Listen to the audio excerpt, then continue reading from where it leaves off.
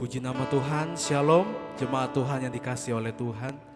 Kita bersyukur pada hari ini kita akan memulai ibadah kategorial ministry. Mari siapkan hati dan pikiran kita untuk kita sama-sama menyembah Allah yang kudus, menyembah Allah yang suci. Dia Raja di atas segala raja. Mari kita masuk di dalam hadirat-Nya. Sebelum itu mari kita berdoa. Terima kasih Tuhan atas pemeliharaan-Mu. Terima kasih Tuhan atas kebaikan-Mu, anugerah-Mu Tuhan yang melimpah dalam kehidupan kami. Pada hari ini Tuhan, jemaat-Mu Tuhan akan menikmati kehadirat Tuhan. Kiranya lawatan Roh Kudus menjamah setiap jemaat-Mu dimanapun mereka berada. Terima kasih Tuhan, dari awal hingga akhir ibadah ini kami serahkan dalam tangan Tuhan. Terpujilah nama Tuhan, dalam nama Tuhan Yesus. Haleluya, amin. Satu hal yang kurindu. Haleluya.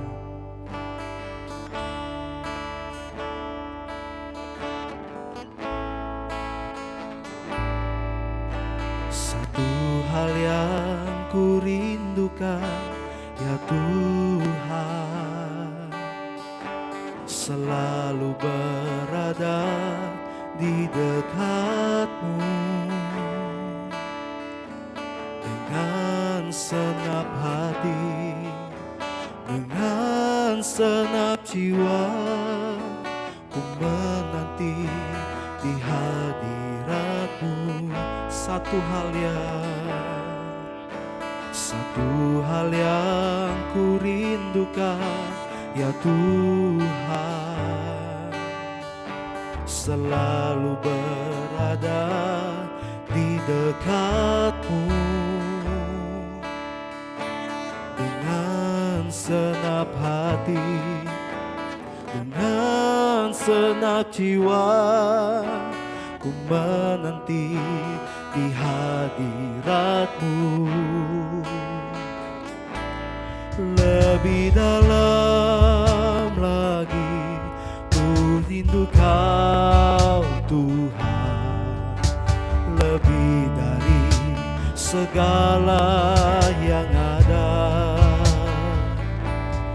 Lebih dalam lagi ku cinta Kau Yesus, ku mengasihi-Mu. Sama-sama katakan, satu hal yang ku rindukan, ya Tuhan, selalu berada di dekat-Mu. Dengan senap hati, dengan senap jiwa, ku menanti di hadirat-Mu. Satu hal yang ku rindukan, ya Tuhan, selalu berada di dekat-Mu. Dengan senap hati, dengan senap jiwa, ku menanti di hadirat-Mu. Lebih dalam lagi ku rindu Kau Tuhan, lebih dari segala yang ada. Lebih dalam lagi ku cinta Kau Yesus, ku mengasihi-Mu. Lebih dalam lagi ku rindu Kau Tuhan, lebih dari segala yang ada. Lebih dalam lagi ku cinta Kau Yesus, ku mengasihi-Mu. Ku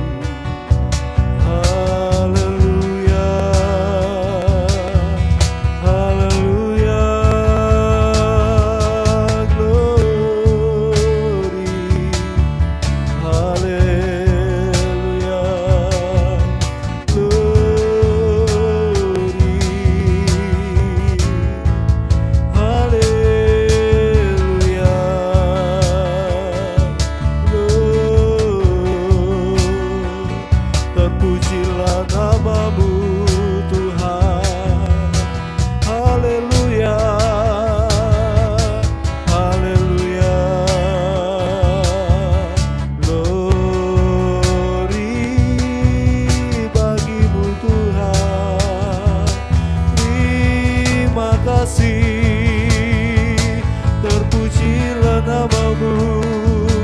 Haleluya, haleluya. Segala puji, segala hormat hanya bagimu. Haleluya. Kami naikkan syukur kami. Haleluya. Kau Allah yang hidup, Kaulah juru selamat kami. Tiada yang sepertimu. Kau Allah yang hidup, Allah yang berkuasa. Glory bagimu Tuhan. Haleluya, haleluya. Glory, terpujilah namamu.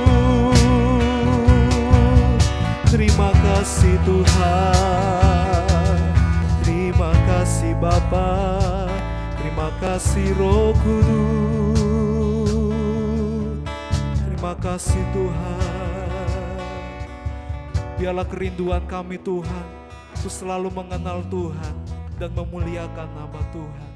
Terima kasih Bapa. Haleluya. Shalom. Sebelum kita belajar akan kebenaran firman Tuhan, mari kita berdoa. Terima kasih Tuhan, sore hari ini kami mengucap syukur kalau Tuhan sudah memberikan kesempatan kepada kami untuk belajar kebenaran firman Tuhan. Kami siap Tuhan dibentuk, kami siap belajar untuk menjadi lebih baik. Di dalam nama Tuhan Yesus Kristus, kami berdoa mengucap syukur, yang percaya katakan amin. Terima kasih untuk hamba-hamba Tuhan yang sudah mempercayakan ke pengurus KKR, mempercayakan kepada saya untuk membawakan firman Tuhan. Sore hari ini kita mau belajar, kita mau menggali supaya menjadi pewahyuan yang baru, menjadi hidup kita lebih baik dan seturut dengan firman Tuhan. Malam hari ini kita akan belajar tentang kuasa ucapan syukur, power of thankfulness. Bagaimana kuasa, bagaimana ucapan syukur itu punya kuasa yang bisa mengubah hidup kita.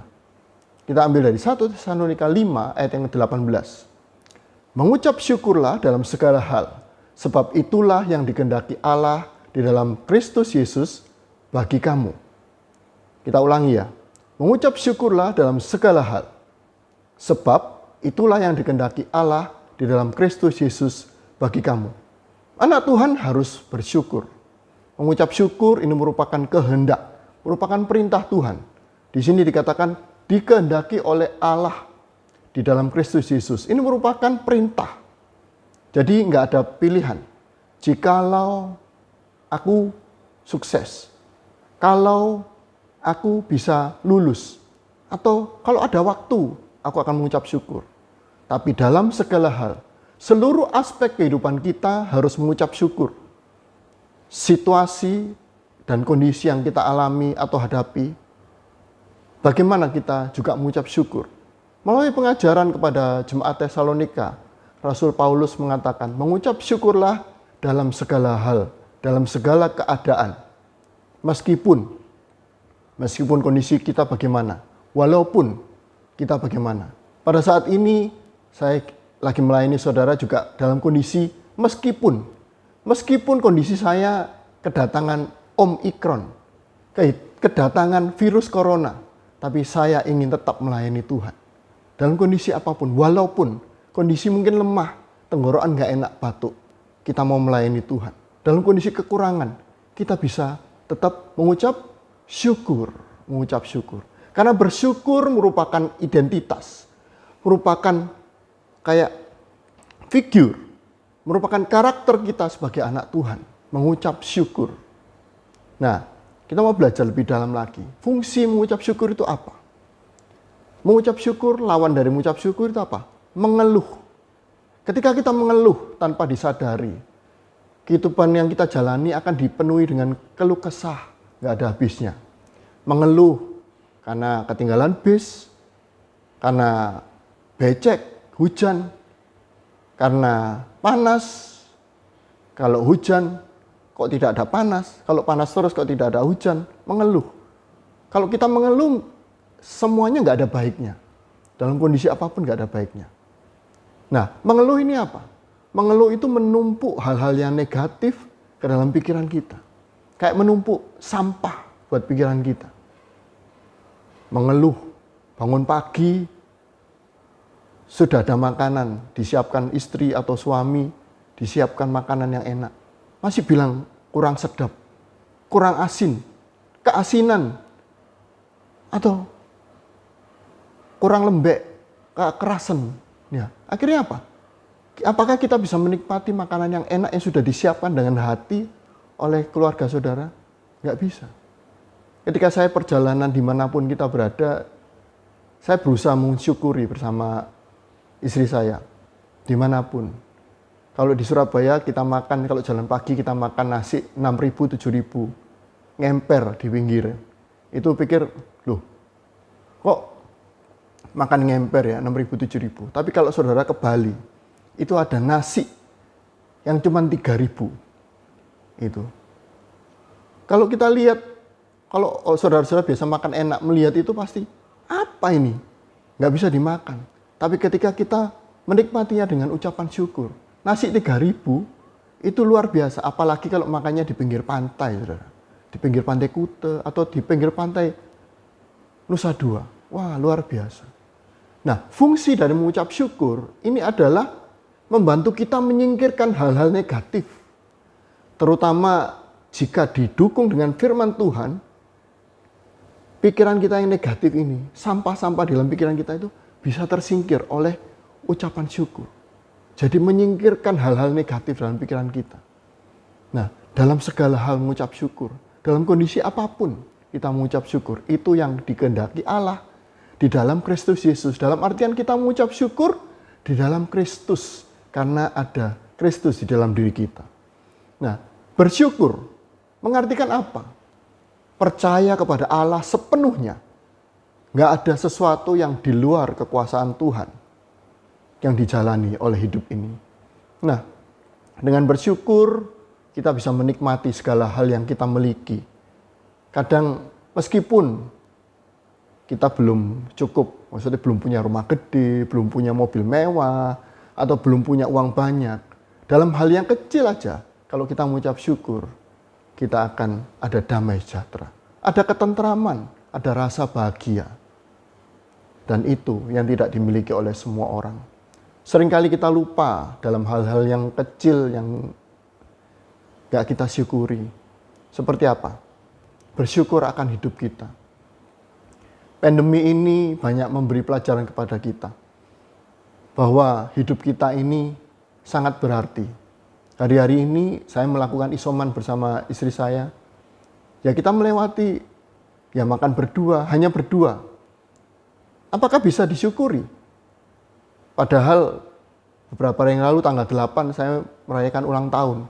Sehari sebelumnya saya tes sama istri saya, ternyata positif. Positif COVID. Nah, apa? Masih bisakah kita bersyukur? Tapi saya berusaha, saya belajar. Justru sebelum menyampaikan firman Tuhan ini, kita semua diproses dulu. Bagaimana saya bisa mengucap syukur akan hidup ini. Meskipun saya merayakan ulang tahun, saya mengucap syukur. Saya bisa melewati tahun-tahun ini bersama Tuhan. Dalam kondisi apapun mengucap syukur. Bersyukur akan hidup kita. Kalau kita sudah dilewatkan dari alfa, beta, gamma, sampai sekarang omikron. Bisakah kita mengucap syukur? Ada yang bisa lewat, ada yang nggak bisa lewat. Tapi dimanapun kita berada, harga hidup kita. Bersyukur terhadap situasi dan keadaan hidup kita. Kita masih bisa tidur beralaskan kasur, bantar guling. Banyak orang beralaskan koran atau tidak punya alas atau beratapkan langit. Bisakah kita bersyukur dengan situasi dan kehidupan kita? Bersyukur memiliki orang tua. Kalau saudara masih lengkap papa, mama, ayah, ibu, bersyukur. Banyak orang tidak mempunyai orang tua. Tidak punya ayah, tidak punya ibu. Sayangi mereka. Karena mereka bisa memberikan kekuatan dan cinta yang abadi kepada kita. Sayangi mereka, punya orang tua. Bersyukur memiliki teman-teman yang baik, punya komunitas yang baik, punya sekarang ini community, good community. Jadi saudara, sahabat, teman bisa menjadi saudara ketika saudara-saudara kita atau orang kita jauh. Disyukuri. Bersyukur terhadap segala hal yang kita miliki. Saudara bisa lihat baju yang saudara pakai, jam tangan mungkin, jaket, tas. Bersyukur terhadap apa yang kita miliki. Apalagi kalau itu hasil jerih payah saudara. Hasil jerih payah kita bekerja. Bersyukur.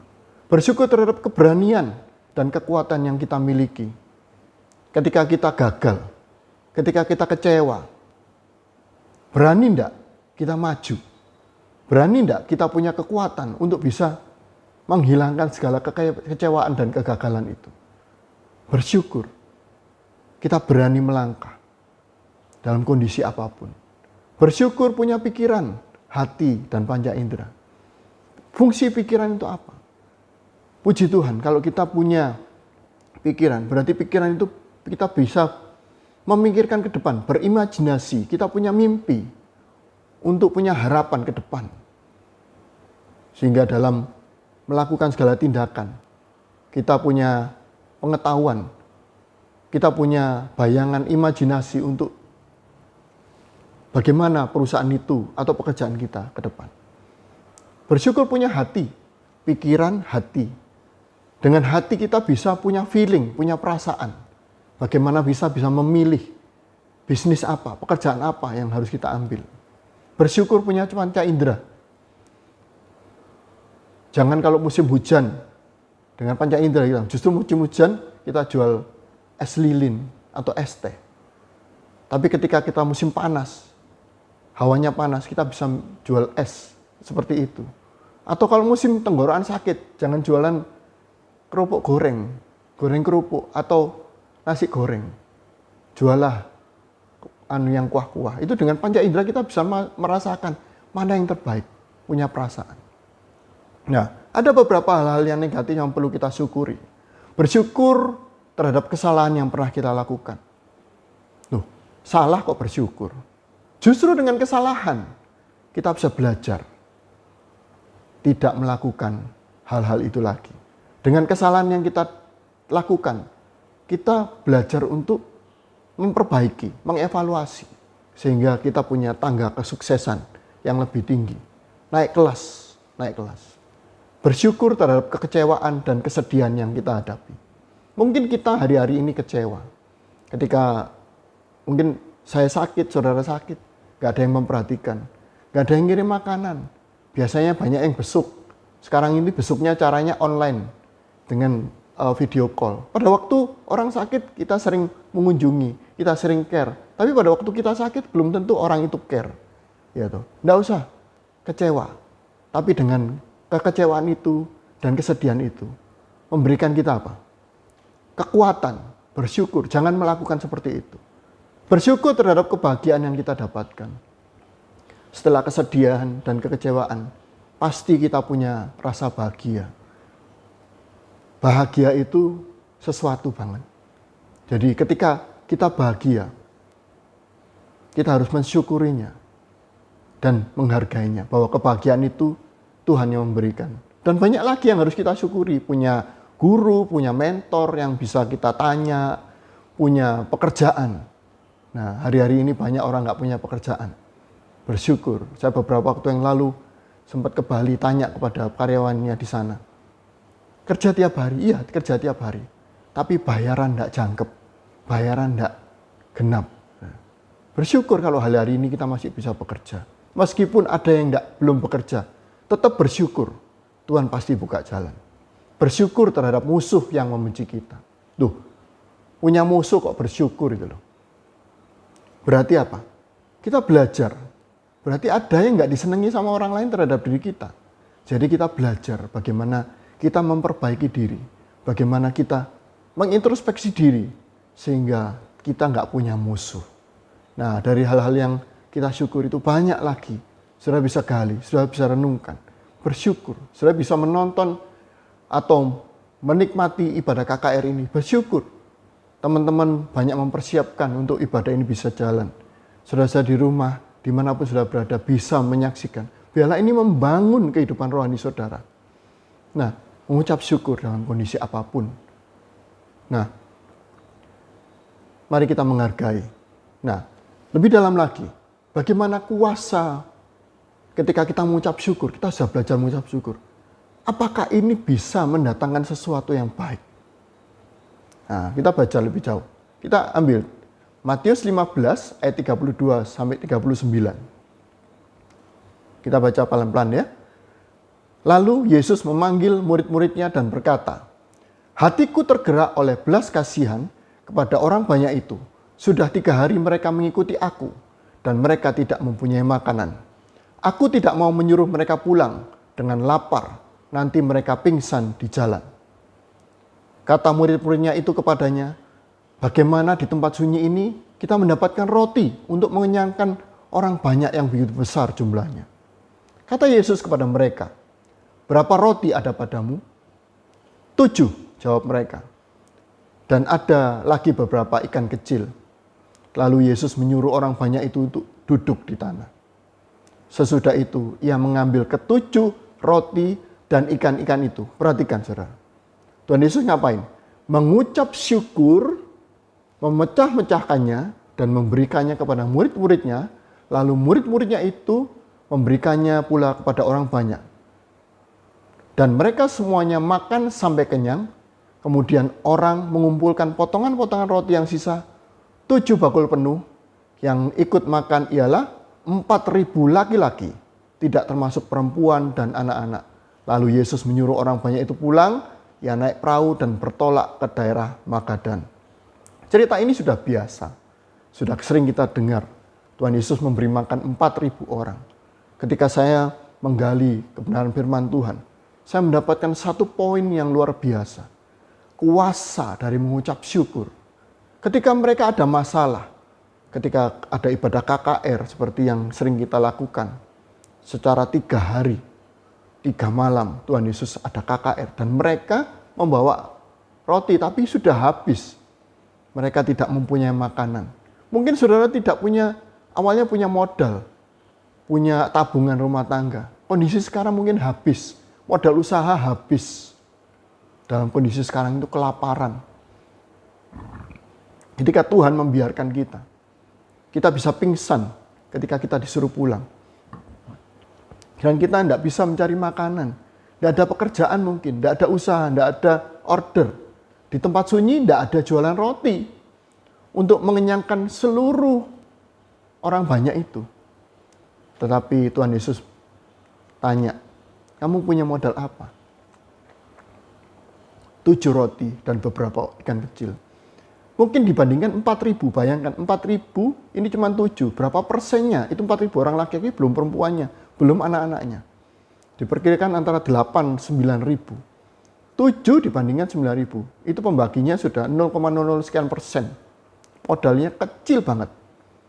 Nah, dengan modal itu kita menyerahkan apa yang kita punya dengan modal itu dalam kondisi kesederhanaan itu diserahkan kepada Tuhan. Dan Tuhan apa dulu yang dilakukan? Mengucap syukur. Mengucap syukur terus memecah-mecahkannya. Nah, di sini Tuhan memberikan teladan kepada kita. Dengan kondisi sederhana apapun, bisakah kita berdoa kepada Tuhan, menyerahkan hidup kita dan mengucap syukur. Mengucap syukur. Dengan modal dan berkat yang ada, kita mengucap syukur. Biarlah pengelolaan hidup kita diberikan kepada Tuhan. Dan Tuhan akan mengelolanya. Diberikan kembali kepada kita. Dan kita mau mengelolanya. Kita sebagai murid-muridnya membagikan kepada orang banyak. Kita mau berbagi. Kita akan menerima multiplikasi. Ketika kita menerima berkat Tuhan dan kita berbagi dalam kondisi sederhana. Hanya beberapa roti dan ikan. Kita mau berbagi, multiplikasi. Maka pelipat gandaan. Luar biasa, mujizat terjadi. Mungkin saudara punya jabatan. Ajak yang lain yang tidak punya jabatan bekerja dengan saudara. Punya berkat, punya posisi, punya pengetahuan, punya keselamatan yang Tuhan sudah berikan. Bagikan itu. Bagikan. Mujizat terjadi dan mereka makan sampai kenyang. Dan sisanya sampai 7 bakul. Saudara, ketika kita membagikan berkat yang Tuhan berikan, tentunya dengan mengucap syukur, maka Tuhan melipat gandakan dan kembalikan masih tersisa 7 bakul dan kita bisa kenyang. Mari kita menyerahkan segala masalah kita kepada Tuhan. Mengatakan kepada Tuhan bahwa kita mau dibentuk. Biarlah kasih Tuhan mengalir dalam hati kita. Biarlah kuasa Tuhan bekerja dan mengubah hidup kita. Kita meninggalkan segala keinginan kita dan menerima sepenuhnya dalam kondisi yang paling buruk sekalipun. Dan menghargai segala sesuatu yang sudah Tuhan berikan kepada kita hari ini. Percaya dengan iman bahwa seburuk apapun yang kita alami hari ini, ada suatu rencana besar terjadi buat hidup kita. Ada banyak hal yang bisa kita peroleh. Ada banyak hal yang bisa kita ucapkan syukur. Sesulit-sulitnya pergumulan yang kita hadapi, Tuhan sudah berkata, hendaknya kita jangan takut. Mari dengan mengucap syukur. Mengucap syukur itu apa? Menghilangkan kekhawatiran. Filipi 4 ayat 16. Janganlah hendaklah kamu khawatir tentang apapun juga. Tetapi nyatakanlah dalam segala hal keinginanmu kepada Allah dalam doa dan permohonan dengan ucapan syukur. Ayat ini mengatakan bahwa kita tidak perlu khawatir. Kita dikenan untuk menyampaikan keinginan dan harapan kita kepada Tuhan. Dengan apa? Doa dan permohonan yang disertai dengan ucapan syukur. Dalam 1 Tesalonika tadi dikatakan mengucap syukur dalam segala hal. Itulah yang dikehendaki Allah dalam Kristus Yesus. Mengucap syukurlah dalam segala hal. Ya toh? Kalau Filipi 4, jangan khawatir terhadap apapun juga. Apapun juga, segala hal. Nyatakanlah itu dalam doa dan ucapan syukur. Nah, itulah yang dikehendaki Allah. Diucapkan ketika kita mengucap syukur, selanjutnya kita mengucap syukur dalam nama siapa? Dalam nama Tuhan Yesus. Ingatlah, ucapan syukur kita jangan salah alamat. Harus di dalam nama Tuhan Yesus. Di mana ayatnya? Efesus 5 ayat yang ke-20. Efesus 5 ayat yang ke-20. Ucaplah syukur senantiasa atas segala sesuatu dalam nama Tuhan kita, Yesus Kristus, kepada Allah dan Bapa kita. Kolose 3 ayat 17. Dan segala sesuatu yang kamu lakukan dengan perkataan, perbuatan, lakukanlah semua itu dalam nama Tuhan Yesus sambil mengucap syukur oleh Dia, yaitu Tuhan Yesus, kepada Allah Bapa kita. Nah, perkatakan, lakukanlah dalam nama Yesus dengan ucapan syukur. Semua itu harus disadari bahwa melalui penebusan dari Tuhan Yesus, kita sudah diselamatkan. Kita bisa dengan mudah mengucap syukur ketika kita ingat akan keselamatan yang kita sudah terima. Mazmur 136 ayat yang pertama, bersyukurlah kepada Tuhan sebab Ia baik, bahwasanya untuk selama-lamanya kasih setianya. Pujian ini sering kita nyanyikan. Bersyukurlah kepada Tuhan sebab Ia baik, bahwasanya untuk selamanya kasih setianya. Kasih setianya Tuhan, yaitu siapa? Tuhan Yesus. Untuk selama-lamanya bagi kita semua. Nah, dengan mengucap syukur, mendatangkan mujizat. Tadi kita belajar bagaimana 7 roti dan beberapa ikan. Dengan kuasa mengucap syukur, dipecah-pecah, menjadikan banyak. Dalam hal kondisi keuangan, pekerjaan, serahkan itu ke dalam tangan Tuhan. Ucapkan syukur. Kuasa Tuhan akan bekerja lewat ucapan syukur kita. Sehingga mujizat yang paling mustahil sekalipun akan terjadi. Kita bisa mengalami pemulihan atas apapun pergumulan kita hari ini. Ketika kita mengucap syukur, akan mendatangkan kuasa dan hikmat. Ucapan syukur mampu mendatangkan kuasa Tuhan dalam kehidupan kita. Tuhan mencurahkan rohnya agar bekerja dalam hidup kita. Memberikan kita hikmat untuk melakukan apa yang benar di mata Tuhan sesuai dengan kehendaknya. Apa yang gak pernah kita pikirkan, itulah yang akan Tuhan berikan kepada kita. Sebab firman Tuhan berkata apa? Kita buka 1 Korintus 2 ayat yang ke-9. Apa yang tidak pernah dilihat oleh mata, yang tidak pernah didengar oleh telinga, dan yang tidak pernah timbul dalam hati manusia. Semua yang disediakan Allah untuk mereka yang mengasihi Dia. Dan kunci ada pada ucapan syukur. Ucapan syukur membuktikan bahwa kita sungguh mengasihi Tuhan dan percaya bahwa segala yang Tuhan berikan adalah hanya yang terbaik bagi kita. Oleh karena itu, janganlah putus asa. Jangan hilang harapan atas apa yang kita alami. Dalam kondisi apapun, saudara dan saya sedang mengalami kesulitan mungkin. Semuanya itu tidak akan dapat memberikan manfaat apa-apa ketika kita mengeluh, ketika kita ngomel. Malah itu akan menutup turunnya berkat, turunnya rencana Allah dalam hidup kita. Mari kita mengucap syukur.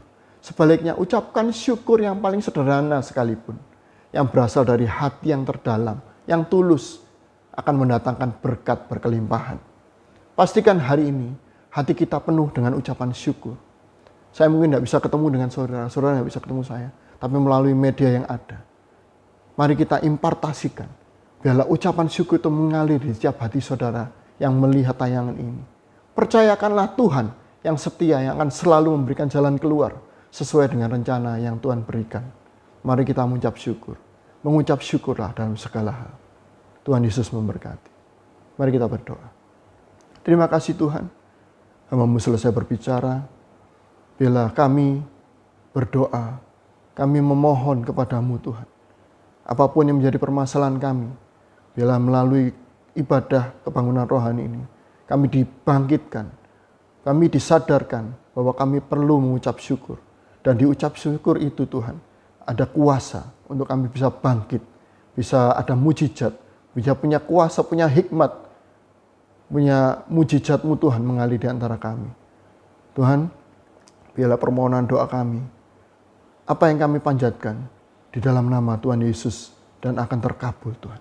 Tuhan berkati ibadah KKR ini, segala pengurus, segala pimpinan, biarlah ibadah ini menjadi berkat buat kami semuanya. Kami peralaskan dan kami mengucap syukur. Segala seru doa kami di dalam nama Tuhan Yesus Kristus kami berdoa mengucap syukur. Yang percaya katakan amin. Tuhan Yesus memberkati.